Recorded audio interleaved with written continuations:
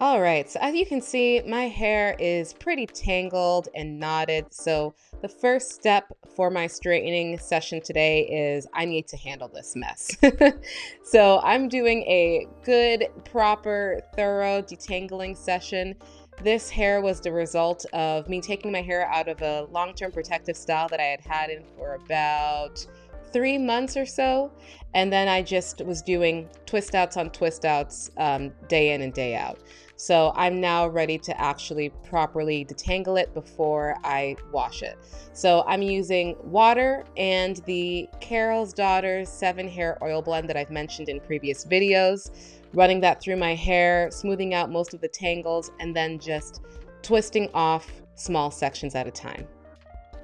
And the reason that I'm working in such small sections is that because I don't use combs, brushes, tangle teasers, anything like that, I find that when it comes to detangling and managing my hair, it's much easier when I have a small amount to work with. So my thought process was if I do small to medium sized twists throughout the head of my hair, when it's then time for me to blow dry and straighten it later on, I'll already have those sections pre-sectioned off for me from my detangling session, which then cuts down on the extra manipulation that I won't have to do. Just a little tip for you.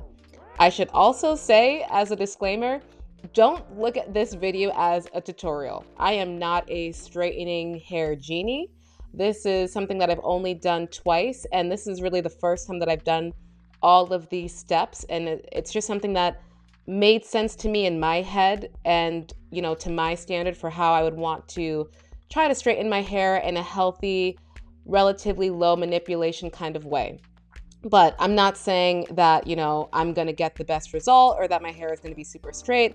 I'm just inviting you to see how I straightened my hair with me. And if you find it helpful and you want to go ahead and, use some of these strategies and tips, then by all means do it. When I finished detangling and twisting up all of my hair, I then washed my hair while it was twisted. I started off with the Olaplex number 3 Bond Hair Corrector, then the Olaplex shampoo, and finished it with the TGIN Miracle Mask. And none of that is sponsored, by the way. Those are just the products that I wanted to use. So once I was done washing my hair in its twisted form, then I would take out a decent chunk of it, kind of let it air dry to about 50%, and then run the same Carol's Daughter 7 oil hair blend into my hair to keep it moisturized. And then I just started the RevAir process on small sections. Now, again, this is not sponsored. I love my RevAir. But one thing I gotta say, if you've been skipping arm day at the gym and you start to use a RevAir, be prepared for pain. This thing is heavy. Now, it's super convenient, and I really do feel like it's been an absolute game changer when it comes to how I blow dry my hair, because it allows me to not have to worry about doing as much detangling or manipulation. And anytime I can eliminate some detangling or manipulation from my hair routine, I'm absolutely going to do that. So I think that the arm pain is worth it. I do hope that one day they come out with a version that has the exact same power and features, but it's just a lot lighter. But as of now, that's what we got. And one thing that I really like about the RevAir is that it allows me to go and blow dry a section of hair, and then after I blow dry that section of hair, I then find detangling that blow dried section to be so much easier compared to if I tried to detangle that section more while it was still wet. It's like it removes a lot of the tangles for you, and then afterwards you then break it apart some more. So that's basically all that I'm doing. I'm just going in and blow drying each section, and then afterwards I'll detangle it a bit more. Look at me looking absolutely exhausted. So yeah, I'll go and I'll blow dry each section, and then I will detangle it a bit more afterwards just to get out if there are any major tangles or any major shed hairs that are, not allowing me to be great. So now I'm starting the actual straightening process after I have blow dried that section. This is just some little cheap straightener that I got from CVS for like 20 bucks. It's called Conair something. I don't even know. All I know is that it had settings that went all the way up to number 30. and I didn't want to deal with any potential heat damage. So I only allowed myself to go as high as level 15. So half of the maximum capacity of what it could actually do. If you've noticed, I also am not using a heat protectant. I've read a lot of articles talking about how liquid heat protectants may not actually really do that much when it comes to protecting your hair, and minimizing the amount or the degree of heat that is actually placed on your hair is more important than a liquid. So yeah, again, I want to clarify that this is not a tutorial, so I'm not telling any one of you to not use a heat protectant, if you want to and if you feel that's important. I'm just sharing what I did. I feel like the infrequent usage of how much I use heat and the low settings that I typically tend to use heat on, for me, are just more important. And sometimes I'm not really trusting of these companies and the products that they push to us to constantly use. But you do what you feel is good for you, as always. There I was just putting the hair that I'd already straightened into Bantu knots, to keep it out of the way. And I would every so now and again go back in and just, regroup them all together in a Bantu knot while I just continue the straightening process. While I was straightening my hair and, noticing how straight it was, at least to my standard, I can't even imagine if I had allowed myself to put the iron on level 30, because I felt like it was pretty straight. I mean, of course, my ends were still somewhat kinky, and even if they did get straight, they literally started to revert back like within minutes. So I took that as a good sign of, okay, great. I don't think we're, committing any major sins of heat damage here, but I can't imagine if I had allowed myself to put it at full capacity. And this is one of the reasons why, as nice as, a good silk press or a Dominican blowout looks to me, it looks really good. I'm just terrified to allow myself to ever go to a salon like that and have them do my hair, because I really feel like the level that they put the heat at is just unnecessary, and I just don't see how it wouldn't damage my hair. I understand that some people's hair can handle that, and they can do that frequently and be okay, but I really think if I were to go to places like that, it would destroy my hair. And I don't even understand the point of it when I really think about it, because if I were to go get a Dominican blot or a silk press, it's going to last for how long? Maybe a few weeks. Maybe I'm able to maintain it for like a month. But at the end of the day, it's going to go back to its, original 4C kinky form.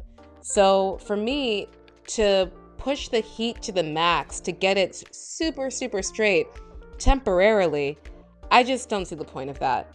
So even though while I was going through it, I was seeing that I was not getting my hair bone straight, to my standard for what I'm, accustomed to with just typically just doing twist outs, it was pretty darn straight. And so I was happy about that. But anyways, on a side note, I wanted to let you guys know that I am planning and researching and thinking about doing a giveaway. I'd like to give away a RevAir hair system and like a full complete hairline of products in regards to like a shampoo, conditioner, moisturizer, oil from either Mielle, Melanin Hair Care, or TGIN. I did post a poll yesterday, and I think I'm probably going to pick Melanin because that's the one that received the most amount of votes, but it's something that I'm working on. So this is not the official announcement, because I thought it was going to be easy breezy. I want to give some stuff away that are brand new. Let's just, do it.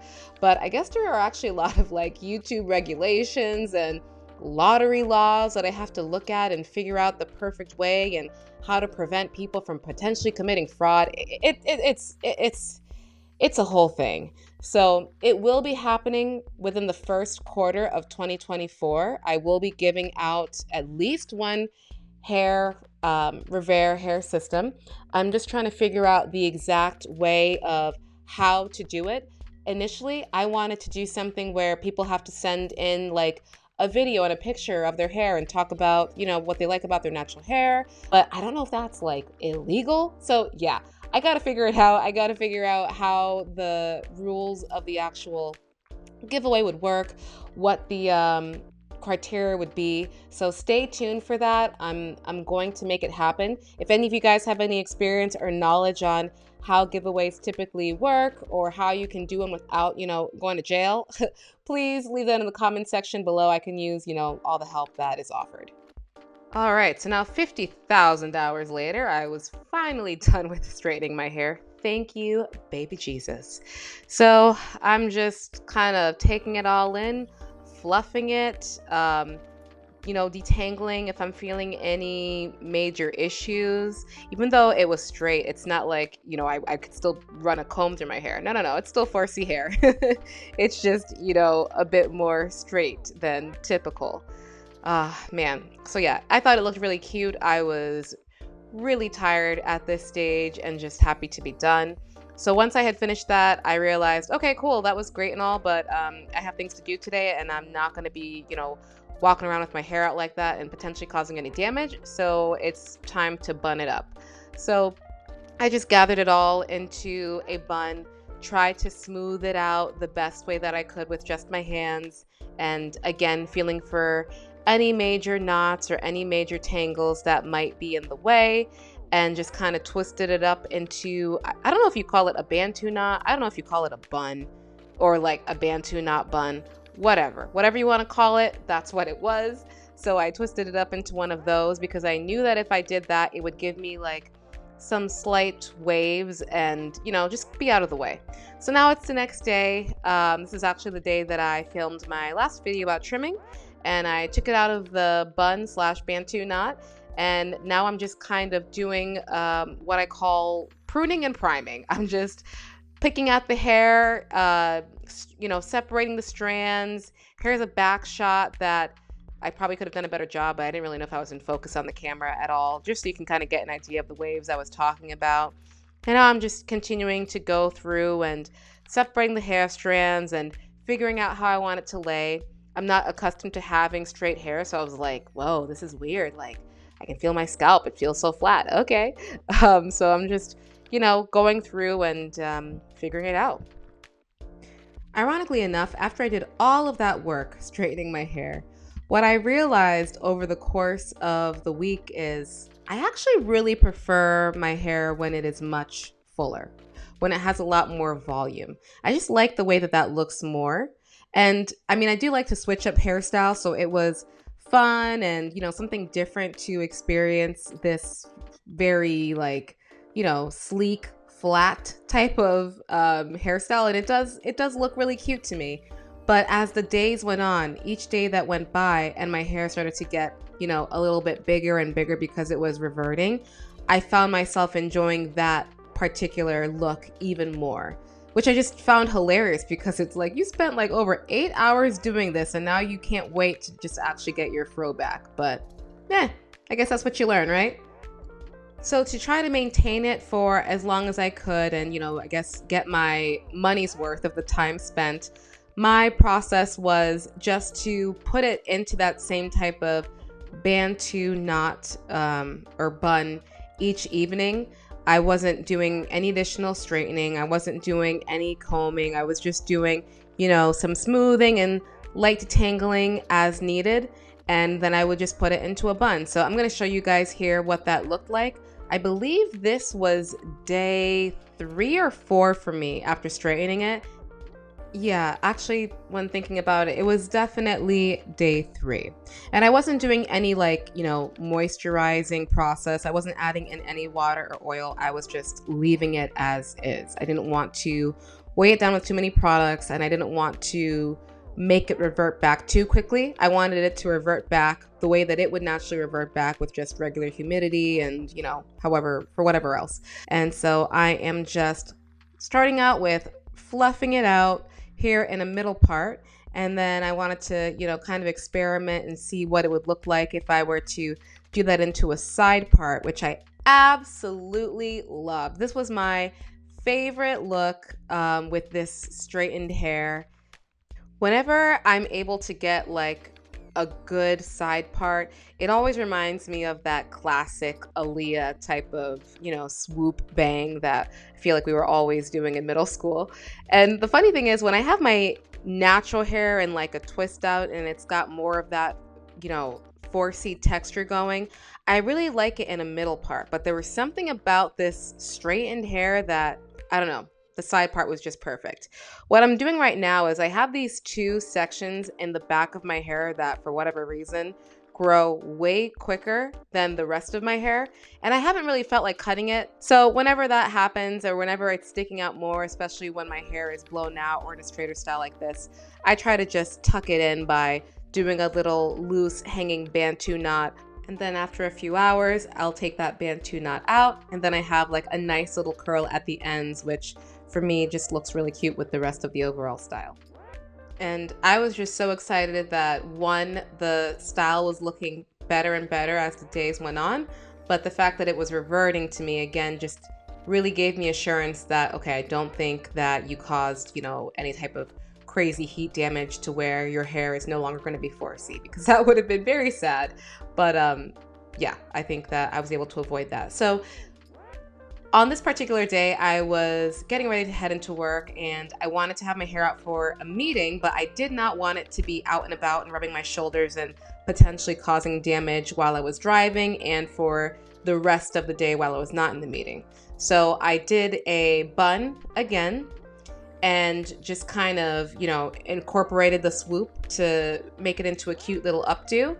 And then I took that out once I got to work and was ready for my meeting so that I could limit, again, the amount of time that my hair was out. Even when my hair is out, I try my best to limit the amount of time that it could really be running into a lot of friction on my clothing, against my car driver's seat, against the couch. And of course, it's impossible to limit it all. The only type of perfect protective styling would be putting your hair into a bubble where nothing could ever reach it in life, and that's just not realistic.